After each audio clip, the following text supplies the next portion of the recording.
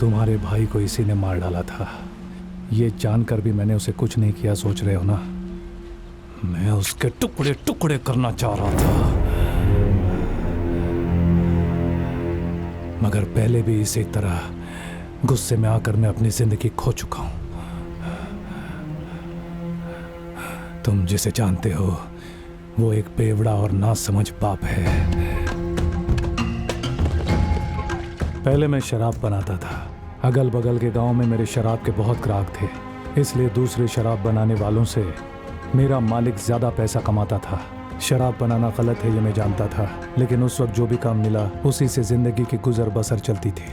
और मेरे मालिक शंकर भैया, मैं कुछ भी कहूँ तो मेरी बात मानते थे, मेरे कहने पे चलते थे। वो कौन है?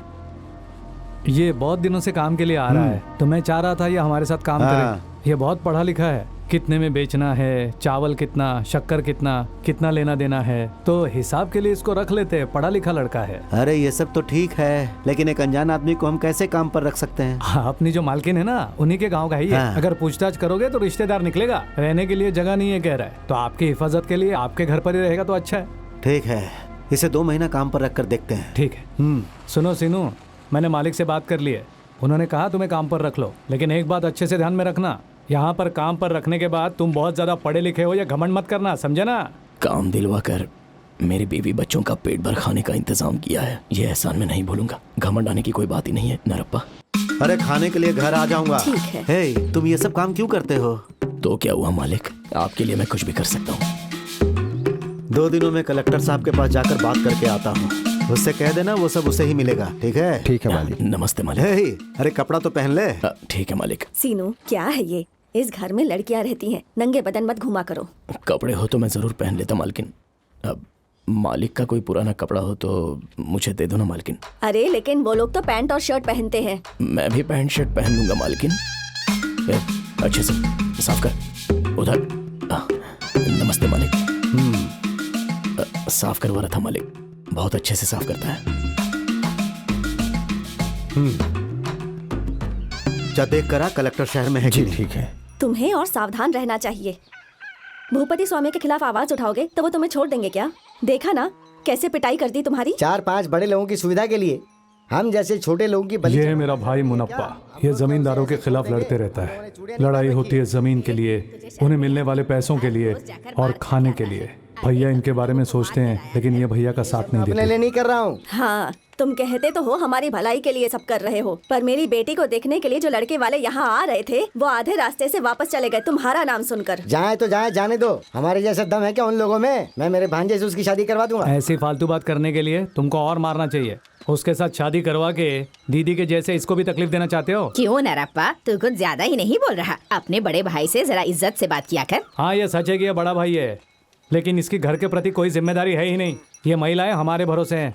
जब कुछ लोगों ने जमीन हड़पने की कोशिश की, तब मेरे भाई ने वकील वरदराजन के साथ मिलकर उनके खिलाफ लड़ाई शुरू की। ये बात बड़े लोगों को पसंद नहीं आई। इस जिले में लगभग 2400 एकड़ सरकारी जमीन है। आप लोगों ने उस पर कब्जा किया है, ऐसा इनका कहना है। ये क्या कलेक्टर साहब, ये लोग कुछ कहें तो आप हमें बुला के इन लोगों के सामने हमारा अपमान कर रहे हैं। ऐसा कहने वाले भला आप कौन होते हैं? कलेक्टर साहब की बात मान लीजिए। वकील साहब, हम लोग जमीन को इकट्ठा करने के लिए पैदा हुए हैं, तो हमें इन भिखारियों की जमीन की क्या जरूरत है? तुम लोग कैसे इकट्ठे किए हो? हाँ, तेरी तो चुप कर दो।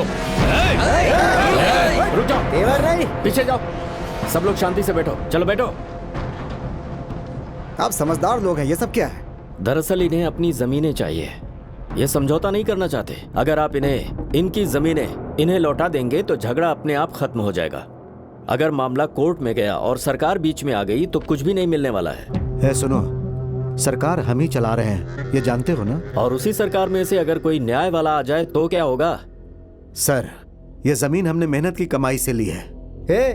तुम लोगों ने कौन सी मेहनत की है? शादी बीमारी के लिए उधार लिया तो उसके साथ ब्याज लगाकर जमीन हड़प ली, तो उसके बाद फिर ये अनाज कैसे खरीद लिया? चाहे कैसे भी खरीद लिया सर। जमीन ठीक करके हमने बंजर जमीन पर फसल उगाया सर। जमीन ठीक करने वाले आप कौन है? इनकी मर्जी से ही आपने किया। काफी फायदा उठा चुके हैं आप, बस बहुत हो गया। अब ये लोग अपनी जमीनें मांग रहे हैं तो इन्हें दे दो, यही ठीक है। उस जमीन के लिए हम जान भी दे सकते हैं, चाहे कुछ भी हो जाए। अरे जमीन आपकी नहीं है और आप जान देने की बात कर रहे हैं? समझदारी नहीं है ये। सर, हमें कोर्ट में जाना ही पड़ेगा। अगर उस वकील को हमने ऐसे ही छोड़ दिया ना, तो वो हम लोगों की सारी जमीनें छीन लेगा हमसे। है नरप्पा, जी मालिक। उस गुरु भाई ने त्योहार के लिए हमसे सामान लिया था, अभी तक पैसे नहीं दिए। जाओ उससे पैसे लेकर आ। ठीक है, चल मेरे साथ। उस वक्त शंकर भैया ने मुझे वहाँ क्यों भेजा मुझे समझ में नहीं आया। उस लॉयर को छोड़ो भाई, वो किसी की कोई भी समस्या हो बुलाने पर चला जाता है। गांव वालों ने उसे बुलाया था तो वो वहां गया था, लेकिन पहले हमें यहाँ किसने लाया है वो जानना है। और कौन मालिक? ये सब तो नरप्पा के भाई ने ही किया है। कोई भी हो, अरे भाई सबका समय आता है, मैं बाद में बताता हूँ, बस तुम तैयार रहना। पिक्चर बहुत अच्छी है। हाँ। बाजू वाली ज्योति दीदी ने कहा। मामा को बोलते हैं जल्दी से टिकट लेकर आए। अरे तुझे भी टिकट चाहिए क्या? तो मैं तुम्हारी गोद में बैठूंगी क्या? हाँ ठीक है ठीक है, यहीं रुको, मैं अभी आया। क्यों भाई सीनू, काम पर लगते ही 2 महीनों में चमक रहे हो। मालिक अब कहीं भी जाए तुम्हें लेकर ही जाते हैं, और तुम्हें गुमास्ता भी बना दिया। बहुत अच्छा है। क्या देख रहे बे, ऐसे क्यों घूर रहा है? हाँ 100 रुपया दे। मेरे पास कहाँ है? तुमसे किसने मांगे हैं? मेरे नाम पर लिख देना। तुम बहुत पैसा ले चुके हो, और किस हिसाब में लिखूं? हे, तेरा हिसाब किताब तेरे नीचे काम करने वालों से कहना, वहाँ कनिका इंतजार कर रही है। पैसा दे। कहा ना मैं नहीं दे सकता, तुम बार बार पैसे मांग रहे हो। लड़कियों के साथ इस तरह की पोज देने वालों को मैंने बहुत बार देखा है।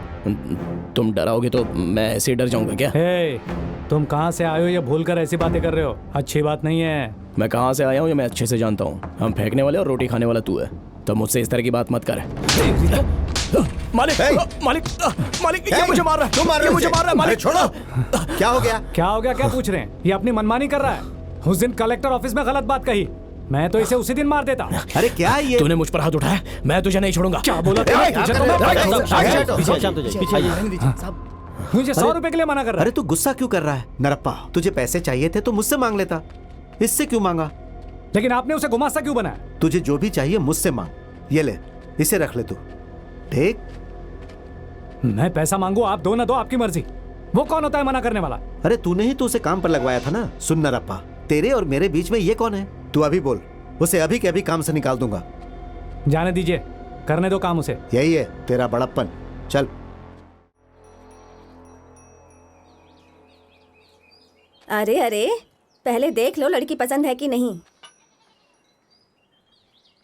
लड़का क्या करता है ये तो बताओ। किसी ने बताया नहीं क्या? हमें कुछ नहीं पता, तुम ही बताओ। वो शंकर भैया का मिल है ना, वहाँ का सब कुछ मैं ही हूँ। अच्छा तुम ही हो? अरे वो शराब का धंधा करते हैं ना, उनका धंधा बढ़ने का कारण ये नरप्पा ही है। इसके हाथ का ही कमाल है। और तो और आसपास के गांव में भी इससे आगे कोई नहीं है। चाहो तो टेस्ट करके देख लो, जिंदगी भर छोड़ नहीं पाओगे। हाँ? हे, इसे कौन लाया रे जो मन में आए बके जा रही है? अभी तो ये शराब का धंधा कर रहा है, शादी के बाद ही खेती बाड़ी का काम शुरू कर देगा, चिंता मत करो। गवर्नमेंट की नौकरी नहीं है तो भी कोई अच्छा काम करेगा उससे शादी करवाएंगे ऐसा सोचा था, लेकिन शराब का धंधा करने वाले को देखकर पुलिस और कोर्ट के पीछे थोड़े घुमवाएंगे हम उसे।